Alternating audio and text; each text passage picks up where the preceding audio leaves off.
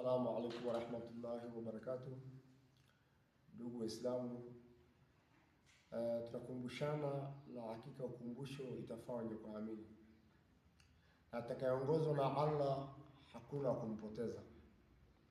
Ndugu Waislamu, tunapotembea uko na afya, unatembea, unaongea, unachangamuka, umekula vizuri, unatembea na afya yako juu ya mgongo ya ardhi, Allah ndiye amekupatia permit.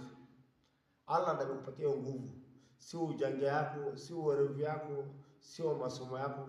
Hii pumzi unavuta na kutembea tu juu ya mgongo ya ardhi na kutafuta kibarua, ambayo kibarua yote ukiwa unafanya ni bank, ukiwa unafanya ni kwa wizara, ukiwa unafanya katika mahospitali, hizi zote ni kibarua. Kwani kazi ni Allah kutangaza dini ya Mwenyezi Mungu.